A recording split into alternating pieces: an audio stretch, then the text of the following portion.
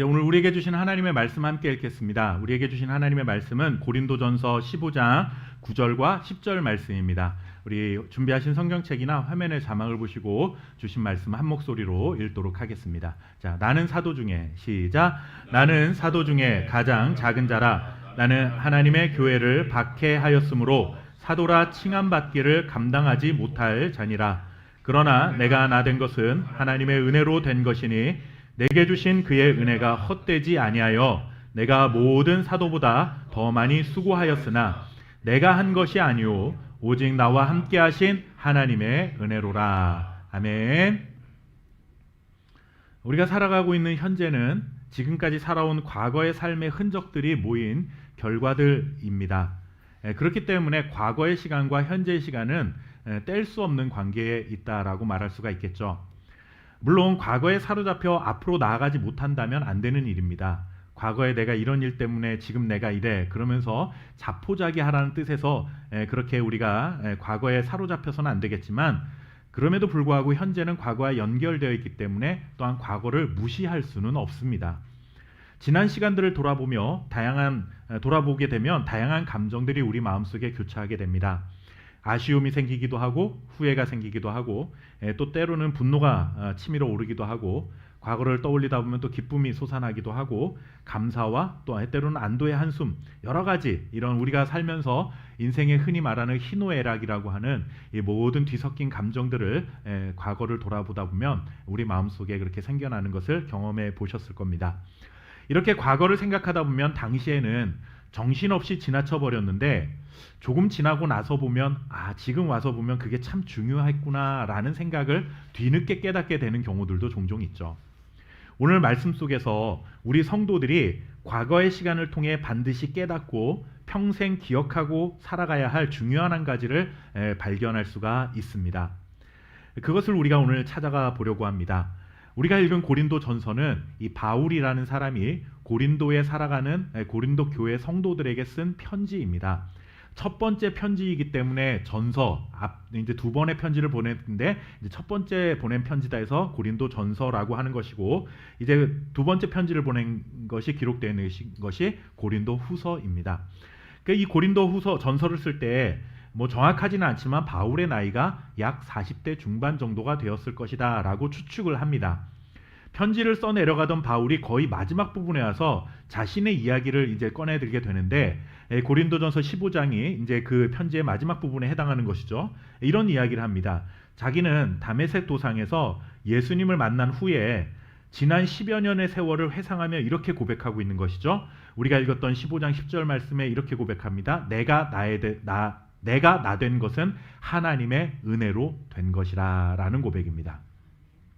이 말씀의 뜻은 이런 거죠. 지금 내가 하고 있는 이 모습은 하나님의 은혜 때문에 만들어진 모습입니다 라는 그런 의미입니다. 바꾸어 말하면 하나님의 은혜가 아니었다라면 지금의 나는 이렇게 존재할 수 없었을 것입니다 라고 하는 그런 의미입니다. 지금까지 살아온 인생을 은혜라는 한 단어로 지금 설명을 하고 있는 것이죠. 은혜라는 말이 자신의 삶을 가장 잘 대변해 주는 말인 것을 고백하고 있는 것입니다.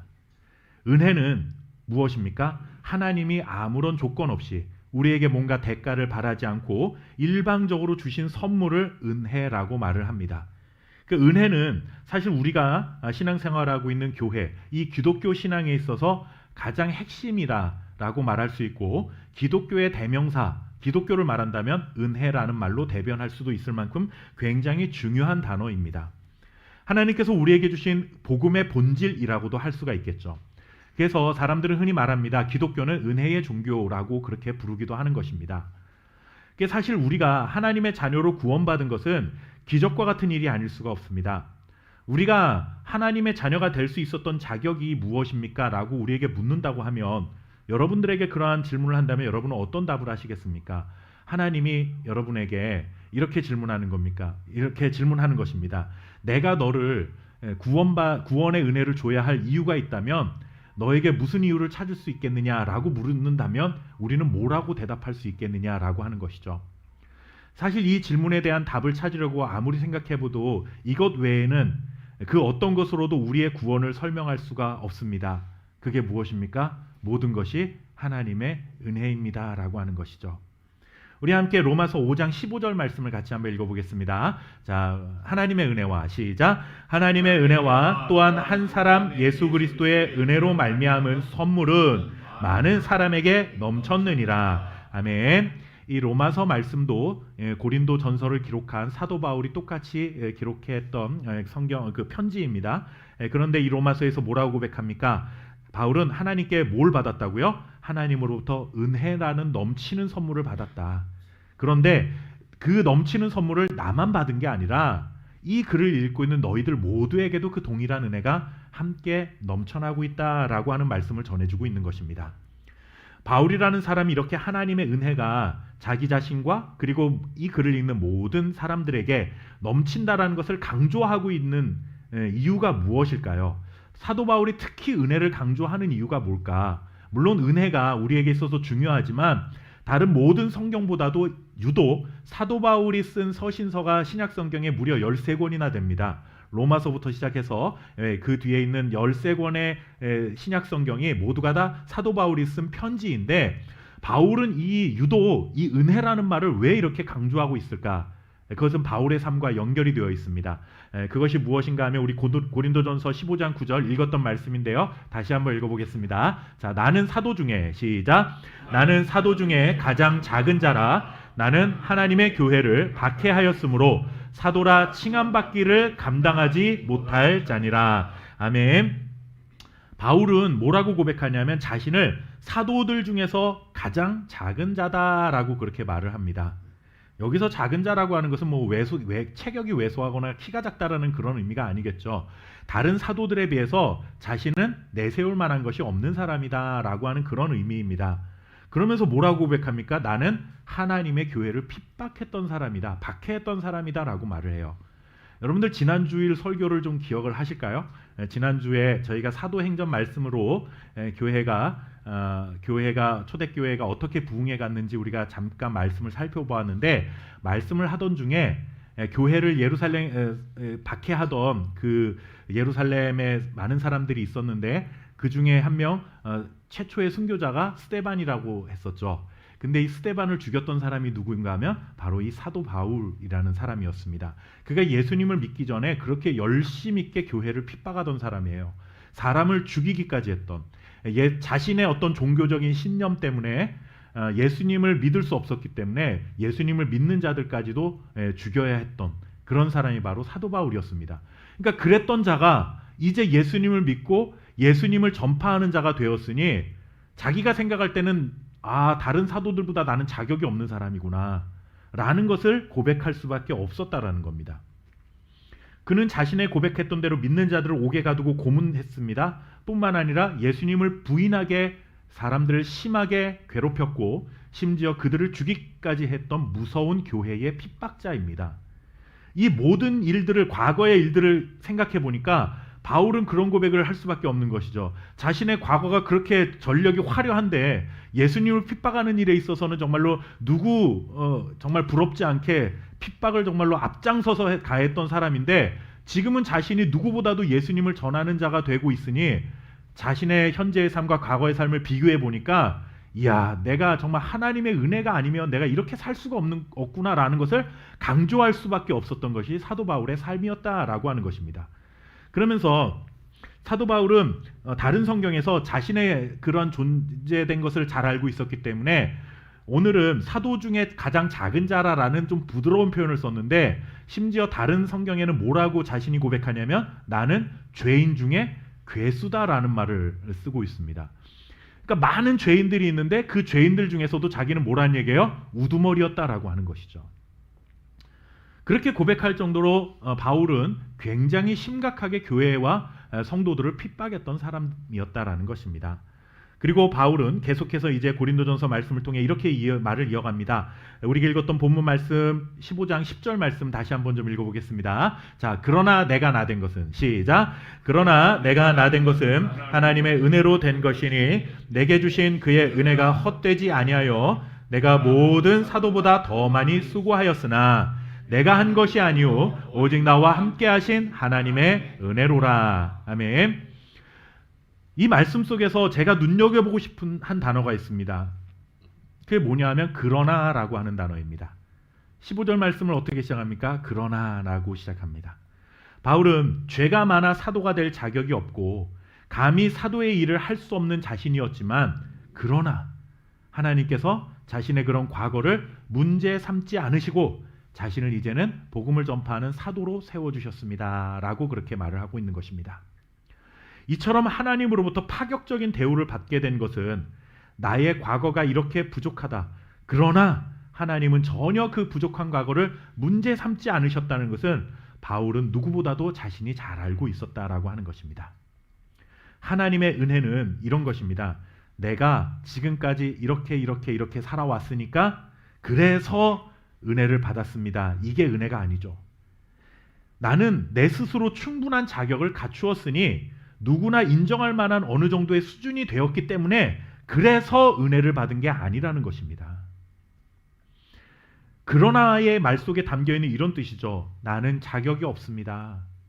나는 수준 이하입니다. 수준 미달입니다. 하나님 보시기에 정말 형편없는 죄인입니다. 나에게는 이런 은혜 받을 만한 자격이 아무런 이유가 찾아볼래야 찾아볼 수 없는 사람입니다. 그러나 나의 자격과 내가 가지고 있는 수준과 상관없이 하나님은 은혜를 내게 선물로 주셨습니다. 그래서라는 말은 여러분들 원인과 결과의 관계입니다. 그렇죠? 내가 공부를 열심히 해서 좋은 성적을 거뒀습니다. 내가 열심히 했기 때문에 좋은 결과를 얻었다라는 것이죠. 그러나 은혜는 여러분들 그래서로 설명이 안 됩니다. 그러나입니다. 바울뿐만 아니라 우리도 그러나입니다. 여러분들 제가 뭐가 잘나서 목사라는 이러한 직책을 받을 수 있었겠습니까? 뭐 공부를 열심히 잘해서 대학원에 갔기 때문에가 아니죠. 여러분들 그렇게 공부를 잘해서 대학원에 갔기 때문에 목사가 되는 것으로만 끝난다면 저보다 훨씬 공부 잘하는 똑똑한 사람들 다 목사가 되어야 됐겠죠. 그것이 아닙니다. 하나님의 말씀 복음을 전파할 수 있는 그러한 자격이 없음에도 불구하고 하나님께서 그러한 자로 부르셨기 때문에 저는 그러나의 은혜를 고백할 수밖에 없다라는 것이죠.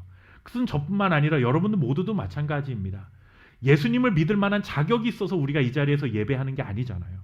우리의 과거의 모든 삶, 남들에게 알려지지 않은 내 안에 있는 여러 가지 연약하고 부족한 모습들을 생각해 보면 우리는 하나님을 사랑합니다라고 고백할 만한 자격이 없는 사람들입니다. 그래서 우리가 이 자리에 있는 게 아니라 그러나 우리가 이 자리에 있는 것이죠. 결국 그러나라는 말 속에 담겨있는 이런 것입니다. 지금 내가 이런 모습으로 살아가고 있는 것, 지금 내가 이렇게 누리고 살아가는 것, 이 모든 것이 다 누구의 은혜입니까? 하나님의 은혜입니다라는 고백 속에 살아가는 것입니다. 사도 중에 가장 작은 자요 하나님의 교회를 핍박했고 죄인 중에 괴수라고 고백할 정도로 나는 큰 죄인이었지만 바울은 죄책감에 시달리지 않았습니다. 내가 이런 죄 때문에 어쩔 수 없이 나는 이렇게 비굴하게 살 수밖에 없어. 이런 죄책감에 시달린 게 아닙니다. 바울이 뻔뻔한 사람이어서 그랬을까요? 얼굴에 철면피를 깔아서 그랬을까요? 그렇지 않습니다. 그는 말로 다 할 수 없는 정말 갚을 수 없는 은혜로 자신의 죄를 용서받고 나니 모든 것이 하나님의 은혜입니다 라는 이 감사의 고백 말고는 할 수 있는 것이 없었다라는 것을 깨닫게 된 것입니다. 약하고 미천한 자들을 자신을 사도로 불러주신 하나님의 은혜에 압도당한 그 감격과 감사를 주체하지 못하는 마음이 있었기 때문에 모든 것이 은혜입니다 라고 고백합니다. 그러면서 자신은 그 은혜의 빚진 자이기 때문에 은혜를 다 갚을 수는 없지만 그래도 조금이라도 이 은혜의 빚진 마음을 조금이라도 갚기 위하여 나는 다른 사도들보다 더 열심히 수고하며 살았습니다 라고 고백하는 것입니다. 그는 이 많은 사람 가운데 어떻게 나 같은 자를 하나님께서 복음의 증인으로 삼으시고 이방인의 사도로 세우셨을까라고 생각할 때마다 감격하지 않을 수 없었다라고 하는 것이죠. 그것은 우리도 마찬가지입니다. 하나님의 은혜에 빚진 마음을 가지고 우리도 살아가야 합니다. 그런데 우리 중에 어느 누가 하나님 앞에서 나는 흠없이 완전한 사람입니다 라고 말할 수 있는 사람이 누가 있겠습니까? 그럼에도 불구하고 하나님은 우리의 연약함을 탓하거나 정죄하지 않으셨습니다. 우리의 부족함을 비난하지 않으시고 우리의 연약한 있는 모습 그대로 받아주셨습니다. 만약에 완전하신 하나님께서 하나하나 다 따지면서 우리에게 제 자신에게 너 이럴 만한 자격이 있니? 라고 물으신다면 여러분들 그 깐깐하신 하나님 앞에서, 의롭고 완전하신 하나님 앞에서 저는 이런 게 의롭습니다라고 말할 수 있는 사람이 과연 세상에 누가 있겠습니까? 오늘 이 자리에서 예배할 수 있는 사람 아무도 없습니다. 현재 우리가 누리고 있는 건강, 함께 살아가는 가족, 그리고 우리가 가지고 있는 생업, 이 모든 것을 한번 생각해 보십시오. 우리가 가지고 있는 수준 이상으로 하나님께서 우리에게 베푸셨으면 베푸셨지, 우리가 이만큼의 자격이 있는데 하나님이 난 요만큼밖에 못 살게 하셨어 라는 게 하나라도 있습니까?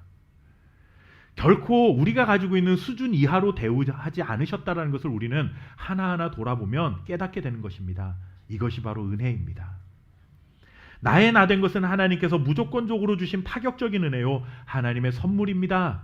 내 노력, 내 선함, 내 의로움 때문이 아니라는 사실을 우리는 기억하고 언제나 하나님의 은혜에 빚진 자의 마음을 가지고 살아가야 하는 것입니다.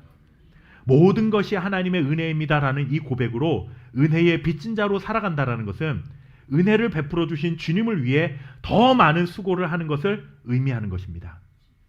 자, 우리 다시 한번 좀 전에 읽었던 고린도전서 15장 10절 말씀 다시 한번 좀 읽어보겠습니다. 자, 그러나 내가 나된 것은, 시작. 그러나 내가 나된 것은 하나님의 은혜로 된 것이니 내게 주신 그의 은혜가 헛되지 아니하여 내가 모든 사도보다 더 많이 수고하였으나 내가 한 것이 아니요 오직 나와 함께 하신 하나님의 은혜로라. 아멘. 여러분들, 사도 바울이 자신은 그러나 내가 이렇게 살았지만 그러나 하나님이 내게 은혜를 베푸셨기 때문에 나는 부족하고 모든 것이 내가 나된 것은 하나님의 은혜입니다 라고 깨달았습니다. 자, 이 은혜라는 말을 우리 그리스도인들이 잘 생각해야 되는데, 그러면 한번 제가 묻겠습니다. 은혜는 사도 바울이 그렇게 안 살았지만 하나님이 파격적으로 주신 선물이었습니다. 그러면 은혜는 뭘 해서 받는 게 아니라 우리가 부족하지만 하나님이 주신 겁니다. 그러면 여러분들, 근데 여기서 참 특이하게 있죠. 내가 그렇게 자격이 없이 아무것도 하지 않아서 은혜를 받았지만 은혜를 받은 게 감사한 마음이 드니까 그 다음엔 어떻게 살았다고요? 그 은혜의 빚진 자의 마음을 가지고 다른 사람들보다 더 수고하며 열심히 살았다라고 고백합니다. 여러분들, 이게 은혜가 가진 힘입니다. 오늘날 많은 교회와 이 성도들이 은혜라는 말 속에서 착각하는 것 중에 뭐냐 하면, 은혜는 내가 아무것도 안 했는데 주셨으니까 앞으로도 아무것도 안 해도 다 주시는 것, 이런 식으로 생각하는 것을 은혜라고 착각하는 겁니다. 여러분들, 은혜는 그게 아닙니다. 은혜는 뭡니까? 지금까지는 내가 이렇게 살았는데도 불구하고 하나님이 그러나 내게 은혜를 베푸셨습니다. 그런데 그런 은혜를 베풀고만 하니 내가 아무것도 안 해도 계속 주시네? 그러니까 앞으로도 아무것도 안 해야지. 이게 은혜가 아니라, 정말 은혜를 깨달은 자는 어떻게 살아갑니까? 지금까지 내가 그렇게 살지 못한 것을 돌아보면서 앞으로는 더 주를 위해서 수고하고 살아가야겠구나 라는 이런 반응이 일어나는 게 정말 은혜 받은 자의 태도라는 것입니다. 그게 은혜를 헛되지 않게 만드는 것이죠. 여러분들, 바울은 그런 마음이 있었습니다. 여러분들, 예수님께서 이 비유의 말씀을 한 가지 하신 게 있습니다. 그 중에 뭐냐면, 하루 종일 일거리를 찾았는데 일거리를 찾지 못하고 놀고 있는 한 그 노동꾼이 있었습니다. 그런데 어느 날 그 일꾼에게 주인이 와가지고, 포도원 주인이 와서 오후 5시쯤 와가지고 이제 너 이렇게 놀지 말고 1시간이라도 내 밭에 와서 일을 해라 라고 합니다. 그러니까 그 사람이 와가지고 포도원 주인을 만나서, 근데 1시간을 일했으면 1시간 일당만 줘야 되는데 이 포도원 주인이 뭐라고 약속을 했냐면, 너가 1시간만 일했지만 아침 9시부터 일한 사람하고 똑같은 하루 일당을 줄게 라고 약속을 한 겁니다. 자, 그래서 남은 1시간 동안 열심히 일을 하게 돼. 그 사람 얼마나 감사한 마음으로 열심히 일을 했겠습니까? 여러분들이라면 어떻게 했겠어요? 야, 내가 8시간 일한 사람하고 1시간밖에 일하는데 똑같으니까 7시간을 일을 안 해도 8시간치를 주니까 앞으로도 1시간도 그냥 대충 해야 되겠다. 그래도 주겠지? 이런 마음으로 일하시겠습니까? 아니면 8시간 일한 사람하고 똑같이 하게 해주겠다고 하니 1시간이라도 열심히 해야 되겠다. 여러분들, 어떻게 여러분들은 반응하시겠습니까? 당연히 여러분들, 상식적인 사람이라면 그 1시간이라도 내가 감사한 마음으로 열심히 하는 게 빚진 자의 마음을 갖는 거죠. 바울이 그와 같다라는 거예요. 자신은 다른 사도들에 비하면, 쉽게 말하면 베드로와 같은 사람에 비하면 훨씬 늦게 주님을 알게 되었고 주님을 위해서 헌신하게 된 사람입니다. 그렇기 때문에 나는 사도들 중에서는 가장 부족하고 작은 자입니다. 그런데 은혜를 깨닫고 나니까 이 빚진 마음이 너무 커서 내가 베드로보다 더 열심히 일을 해야 되겠습니다라고 고백했다라는 거예요. 이게 여러분들 올바른 은혜를 받은 자들의 태도입니다. 반응입니다.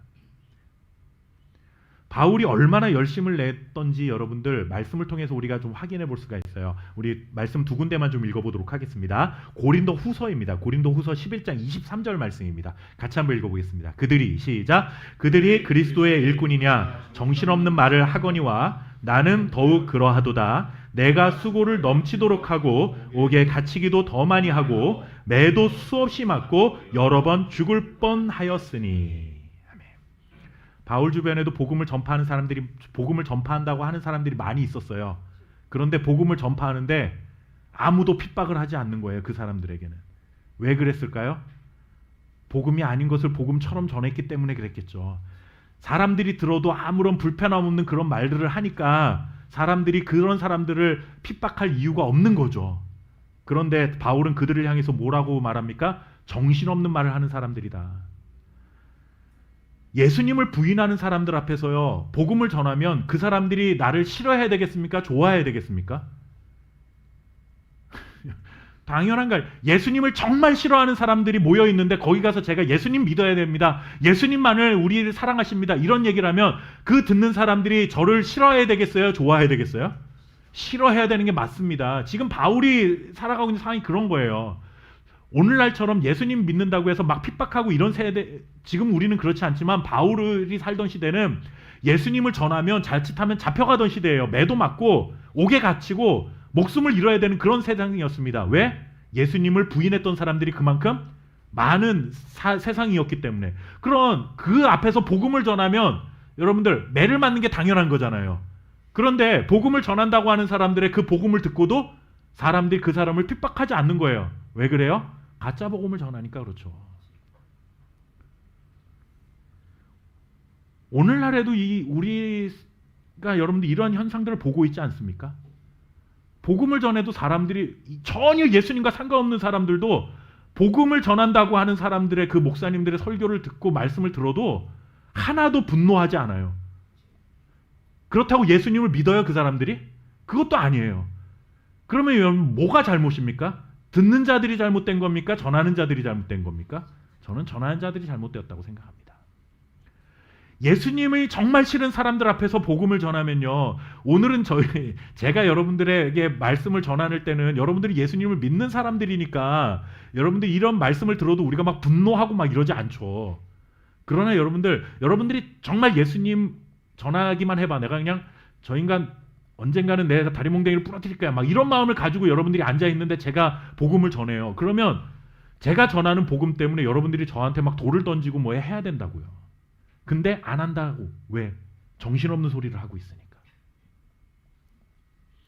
그것 때문에 바울은 죽을 뻔하였다라고 말합니다. 그만큼 수고했다라는 얘기죠. 한 군데 더 읽어보겠습니다. 고린도전서 12장 10절 말씀입니다. 자, 그러므로 시작. 내가 그리스도를 위하여 약한 것들과 능욕과 핍박과 박해와 공고를 기뻐하노니 이는 내가 약한 그때의 강함이라. 아멘. 바울이 자신의 얼마나 수고했는지를 내가 보여주겠다라고 하면서 한 말씀이에요. 내가 박해와 공고를 오히려 기뻐할 정도로 나는 그렇게 수고하며 살았다. 왜 그래요? 은혜를 깨닫고 나니까. 그 은혜가 너무 크니까. 내 목숨을 내어놓아도 그 은혜를 다 갚을 수 없을 만큼 너무 큰 은혜를 자기가 받았다는 것을 아니까. 그렇기 때문에 모든 사도보다 더 많이 수고했다. 근데 이 모든 걸 할 수 있었던 것도 다 뭐라고요? 내가 잘나서가 아니라 하나님의 은혜라. 이것 또한 하나님의 은혜다라고 고백하는 겁니다. 그 공로를 하나님께 돌리고 있는 것이죠. 물론 바울은 원래 성향이 그런 사람일 수도 있습니다. 여러분들 바울이 예수님 만나기 전에도 사람을 죽일 만큼 열심히 있었던 사람이라고 말했죠. 참 바울을 보면 열정적인 사람이었던 것 같아요. 그러니까 뭐 그게 잘못된 신념으로 나타났을 때 사람을 죽일 만큼 열정이 잘못된 방향으로 흐르긴 했지만 어쨌든 여러분들 잘못된 것을 봐도 그냥 꾹 참는 사람이 있고 나가서 막 잘못됐어 막 이렇게 얘기하는 사람이 있잖아요. 그런 사람들 보면 우리가 흔히 뭐라고 해요? 아이고 참 열심히 대단하다, 열정적이다 이런 말을 쓰는데 바울이 원래부터도 그런 열정이 막 가득했던 사람이었던 것 같긴 합니다.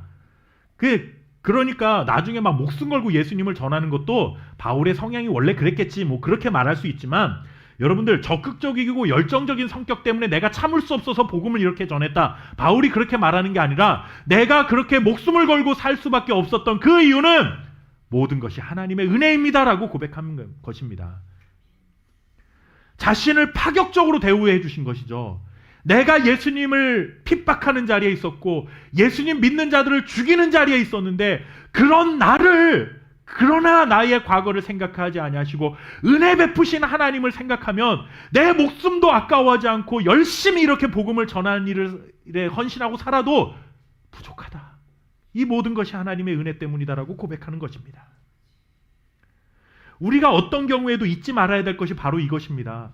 우리가 인생을 살면서 반드시 잊지 말아야 될 것이 있습니다. 당연하게 누리고 살아가는 우리의 모든 것들 당연하게 여겨서는 안 됩니다. 숨을 쉬고 살아가는 그 순간조차도 모든 것이 하나님의 은혜입니다 라는 이 고백으로 살아가야 될 줄 믿습니다. 과거에 여러분들 타임지라고 하는 그 미국의 그 잡지에 실린 빌리 그레함 목사님에 관한 기사를 제가 본 적이 있습니다. 그분의 75세가 맞았을 때 그분을 기념하기 위해서 쓴 특집 기사였습니다.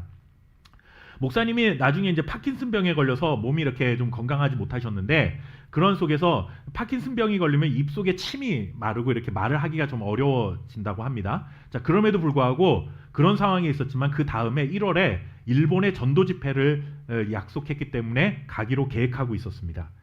그러면서 누군가 질문했죠. 이렇게 건강이 좋지 않고 말도 하기 힘든데 굳이 목사님 가셔야 됩니까? 라고 했는데 목사님께서 이런 말을 합니다. 하나님이 왜 나 같은 것으로 하여금 수많은 사람에게 복음을 전하게 하셨는지 지금도 알 수가 없습니다.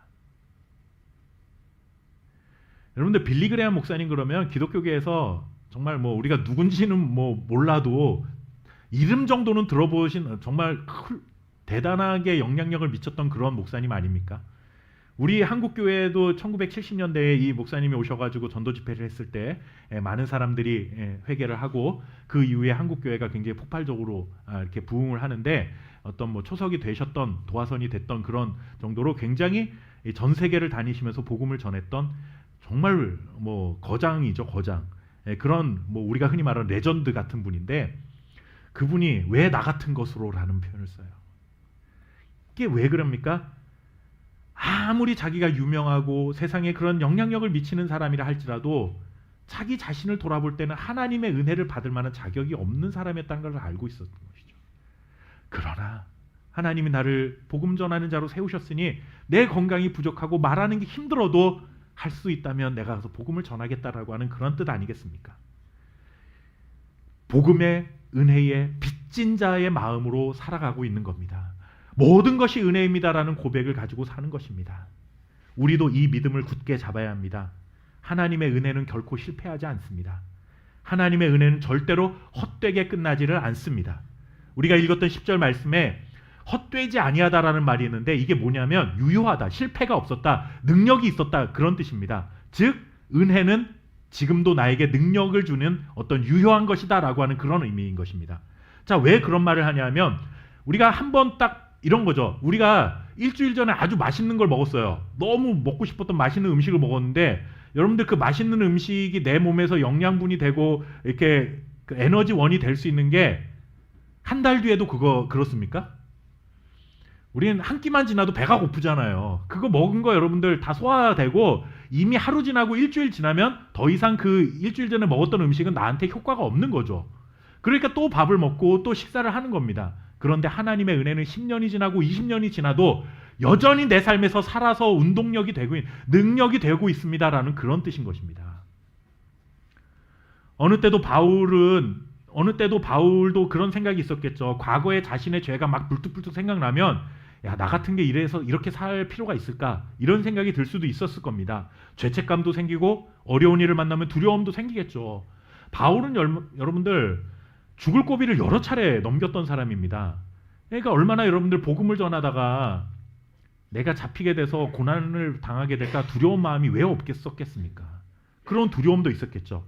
그런데 그럴 때마다 바울 안에 계신 성령 하나님은 뭘 바라보게 하셨어요?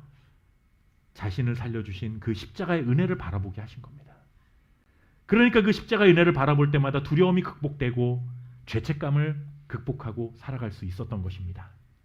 복음을 전하다가 매를 맞고 감옥에 갇히는 어려움 속에서도 소망을 잃지 않을 수 있었던 이유는 바로 은혜 때문인 것입니다. 감옥에서도 오히려 밖에 있는 자들을 염려하며 항상 기뻐하고 범사에 감사하라고 가르쳤던 사람입니다. 그 힘이 어디로부터 나옵니까? 은혜에서 나온 것입니다. 바울이 누리고 살았던 하나님의 은혜는 바울에게만 주어진 특권이 아니라 지금 이 자리에서 예배하고 있는 저와 여러분 모두에게 넘쳐나고 있는 줄 믿습니다. 동일하신 하나님의 은혜인 것을 믿으시길 바랍니다.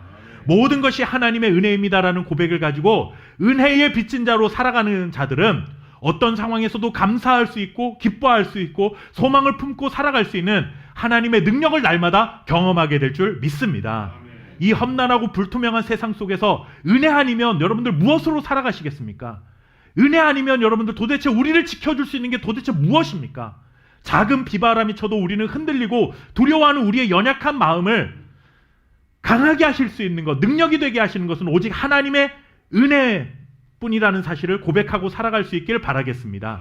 우리가 부르는 찬송가 중에 이런 가사가 있죠. 견디다 못해 쓰러질 때 불쌍히 여겨 구원해 줄이 은혜의 주님 오직 예수. 여러분들, 우리가 이 세상에 있는 모든 것들은 잠시 잠깐 나의 의지가 되고 나를 지켜주는 힘이 될 수는 있습니다. 돈, 권력, 명예, 인기, 여러분들 그 모든 것들이 잠시 잠깐은 나를 두렵지 않게 만들어줄 수 있고 내가 견딜 수 있는 힘이 되어줄 수는 있지만 하루가 지나고 한 달이 지나고 1년이 지났을 때도 여전히 그것은 나를 지켜주는 어떤 의지가 될 수 없다라는 거예요. 그러나 견디다 못해 쓰러질 그 순간에도 하나님만큼은 내 힘과 능력이 되십니다. 이 은혜만을 붙들고 살아가겠습니다라는 그 찬송가의 고백 아니겠습니까?